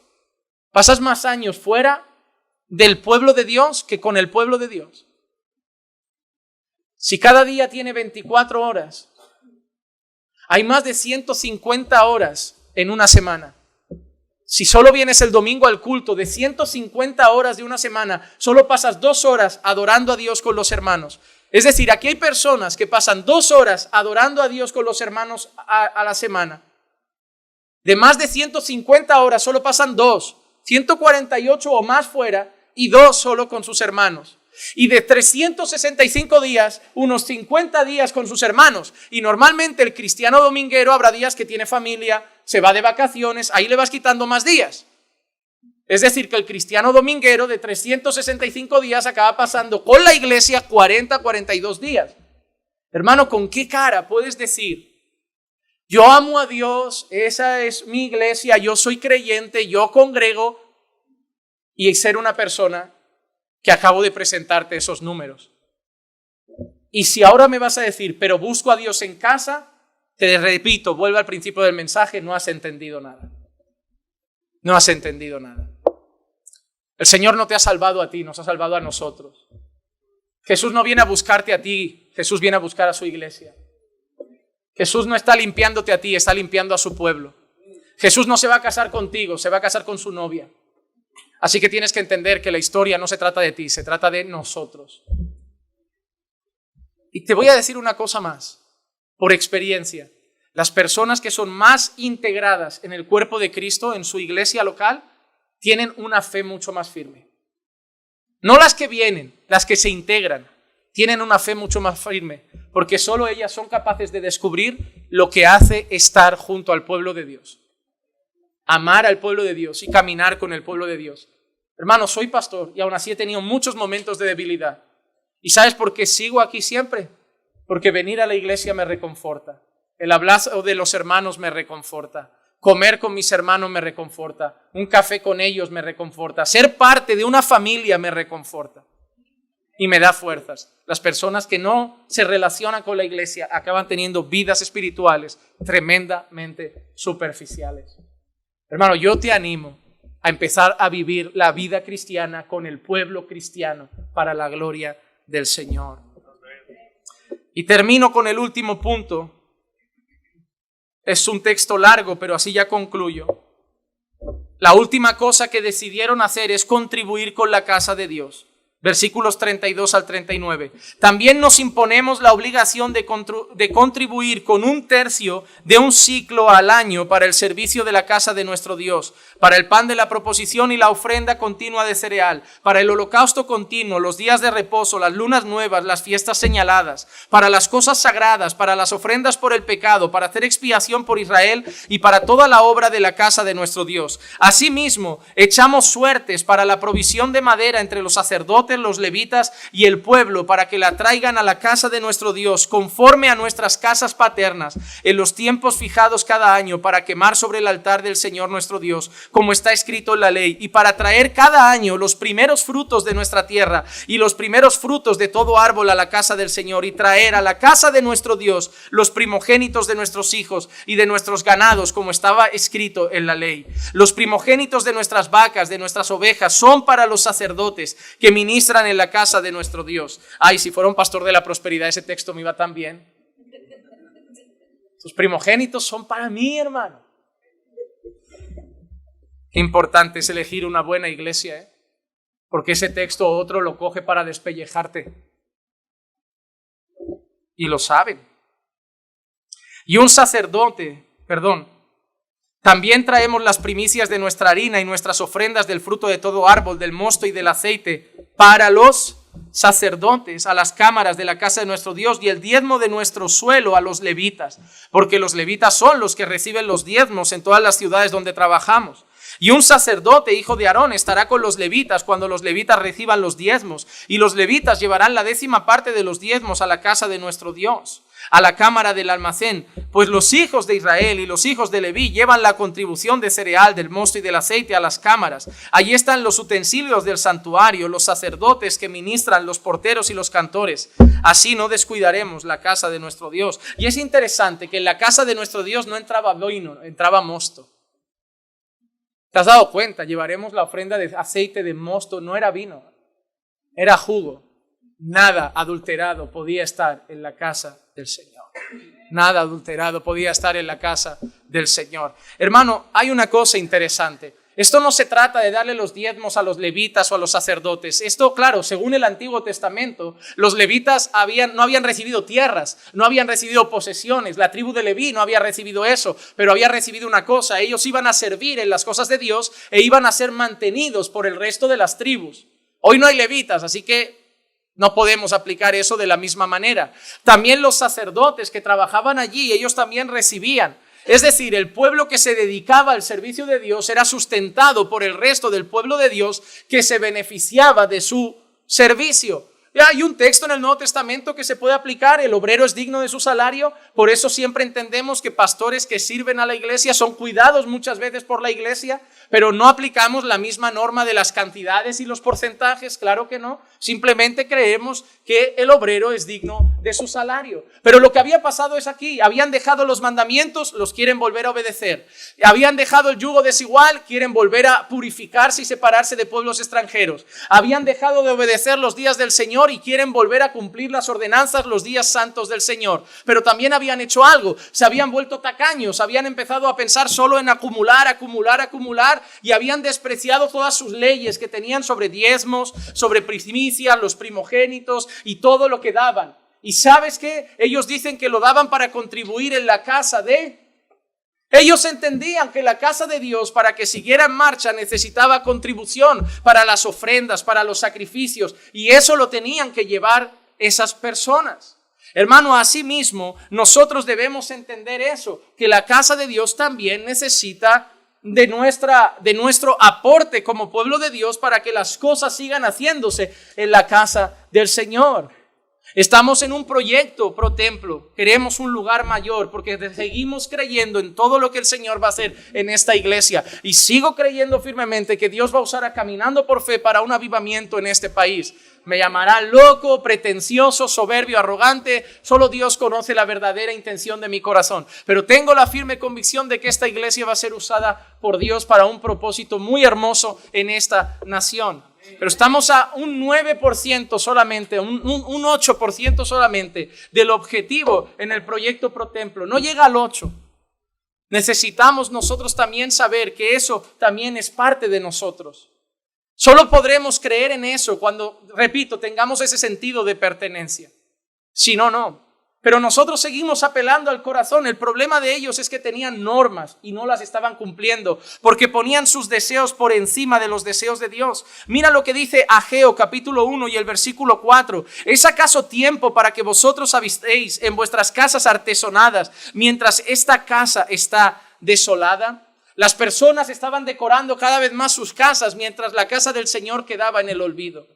Y hermanos, sí, nosotros no tenemos las primicias, no tenemos la obligatoriedad de las normas, de las contribuciones de aquel tiempo. ¿Por qué? Porque las ofrendas eran ¿para qué? Para sacrificios, para holocaustos. Ya no hacemos sacrificios, ya no hacemos holocaustos. No tenemos la misma norma tributaria que tenía el pueblo. Pero sí que muchas veces tenemos que entender que el pueblo es llamado a ofrendar con amor, a ofrendar con generosidad como Dios dispuso en su corazón, y muchas veces por nuestra tacañería no lo hacemos. Hay gente que sale de iglesia solo por el tema del diezmo, por decir, no, porque a mi iglesia se pedía diezmo. Y se quieren ir a una iglesia simplemente por el hecho de aquí ya no tengo que dar nada. Pero no lo has entendido entonces. Porque la Biblia nos llama a contribuir generosamente, pero esa es la realidad más hermosa. Antes dabas por obligación una cantidad. Eso significa que la podías dar. Y ahora que Dios te dice, ahora te dejo que elijas tú de corazón si me la quieres dar. Le dices al Señor, ahora no te la doy. ¿Sabes lo que estás diciendo al Señor? Poder puedo, pero no quiero. ¿Te has dado cuenta de lo peligroso de esa afirmación? No es que te obligue a dar esa cantidad. Es que Dios te está mostrando, saliste de un lugar solo porque no quieres que nadie toque tus finanzas. Y sí, aquí no vamos a manipular, que cada uno dé como propuso en su corazón, no con tristeza, porque Dios ama al que da con alegría, que cada uno dé conforme Dios le haya prosperado, pero examina tu corazón, porque hay un pecado en el pueblo de Dios, el amor al dinero, que no está solo en los pastores, también está en los hermanos. Ay, los pastores quieren dinero y las ovejas también. Primero, hay ovejas que van a iglesias de la prosperidad porque quieren el dinero que el pastor tiene. Segundo, hay ovejas que van a las iglesias donde no tengan que dar nada de dinero porque no quieren soltar un duro. La tacañería muchas veces es fruto del amor al dinero. Así que, amados hermanos, tanto pastores como hermanos que congregan, podemos tener problemas con el amor al dinero. ¿Y sabes qué entendió David? El pueblo de Dios entendió que poder contribuir con las cosas de Dios era un privilegio. Primera de Crónicas 29:14. Pero ¿quién soy yo y quién es mi pueblo para que podamos ofrecer tan generosamente todo esto? Porque de ti proceden todas las cosas y de lo recibido de tus manos te damos. Ellos se sentían privilegiados de poder contribuir con la casa de Dios. Como, wow, la gente gasta en alcohol, gasta en fiestas, gasta en cosas vanas. Y yo puedo gastar y contribuir con lo tuyo, con lo santo, con el avance del reino. Y además entendiendo que si puedo contribuir es porque todo es tuyo. Y tú me lo has dado. Y lo puedo administrar para tu gloria. Hermano, una de las cosas que más me impactó cuando pudimos ir a México.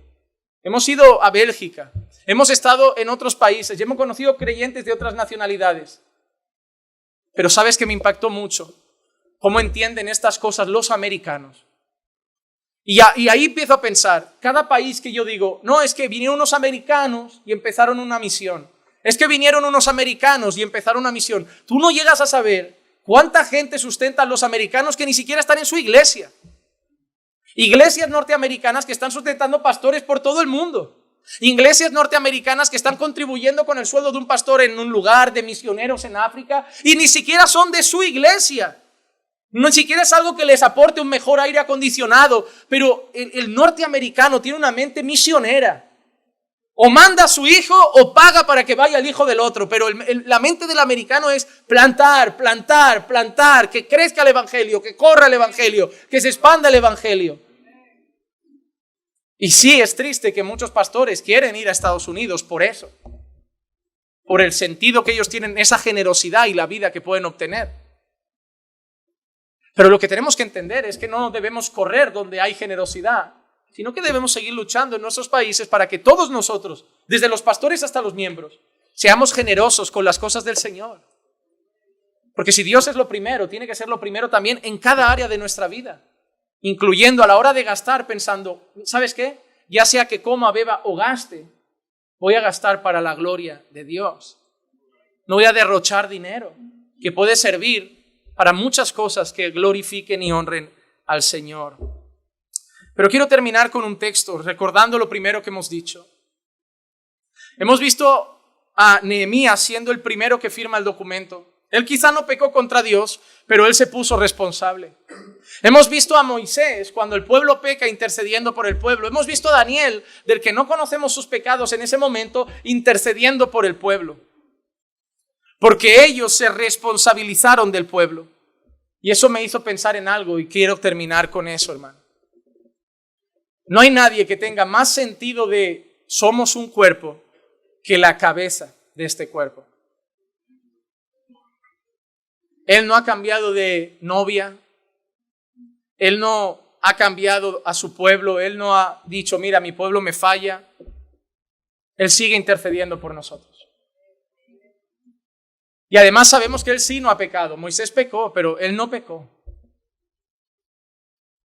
Nehemías tampoco era perfecto, Daniel tampoco era perfecto. Así que si alguien se podía desmarcar y decir, ese pueblo ha pecado, pero yo no, Padre, era Jesús. Pero muy por el contrario, Jesús, mejor que Moisés, mejor que Daniel, él intercede por nosotros. En Juan 17, 9 al 11, yo ruego por ellos. No ruego por el mundo, sino por los que me has dado, porque son tuyos. Y todo lo mío es tuyo y lo tuyo mío, y he sido glorificado en ellos. Ya no estoy en el mundo, pero ellos sí están en el mundo, y yo voy a ti. Padre Santo, guárdalos en tu nombre, el nombre que me has dado, para que sean uno, así como nosotros. Hermano, Jesús oró por ti. Jesús se echó tu pecado sobre sus hombros. Jesús se responsabilizó por nuestras culpas. Y ahora Jesús tiene un deseo, que así como Él y el Padre son uno, nosotros también seamos uno. Que todos los puntos que hemos trabajado hoy puedan, por el Espíritu de Dios, ser confirmados en tu corazón y que recibas el mensaje de hoy como lo que es, no palabra de los hombres, pero sí palabra del Señor. Vamos a orar. Padre, te damos muchas gracias por tu bendita palabra. Te damos gracias por exponernos a tu verdad y recordarnos estas cosas tan importantes. Ayúdanos, Señor, a recuperar el sentido de pertenencia. Ayúdanos, Señor, a recuperar, Señor, ese sentido de unidad, a volvernos a ti como un pueblo, como una iglesia, como un cuerpo, Señor, como lo hicieron los creyentes en el tiempo de Nehemías. Ayúdanos también, Señor, a volvernos a tus mandamientos, a volvernos a la obediencia, Señor, a dejar atrás nuestro pecado y volver a cumplir tus mandamientos y obedecer tu ley, Padre. Porque sabemos, Señor, que si nos volvemos de corazón, si volvemos a obedecer, tú también puedes traer restauración. Padre, queremos también, Señor, que nos ayudes a no caer en el pecado del yugo desigual. Algo que llevó a la tragedia a tu pueblo por muchos años, Señor, y sigue llevando a muchos a la tragedia hoy. Danos sabiduría, Señor, para no caer en ese pecado tan terrible. Ayúdanos también, Señor, a darte el tiempo que te mereces. A no despreciar, Señor, tu tiempo, las horas contigo y la adoración con tu pueblo, para darte solo migajas de nuestros días, migajas de nuestros años, migajas de nuestras horas. Y finalmente, Señor, ayúdanos también a no caer en la tacañería. Quita todo amor al dinero de nuestros corazones y ayúdanos a ser generosos con la obra que tú, Señor, estás haciendo en este lugar. Ayúdanos a ser generosos con las cosas que tienen que ver con la expansión de tu reino. Y gracias, Padre, porque a pesar de nuestras debilidades, así como Moisés oró, así como Daniel intercedió, así como Nehemías también en una ocasión intercedió, nosotros tenemos a un mejor intercesor, nuestro sumo sacerdote a tu diestra, Jesús, el que ruega e intercede por nosotros. Gracias por tu Hijo amado, Padre, y en su nombre oramos, en el nombre de Jesús. Amén y amén.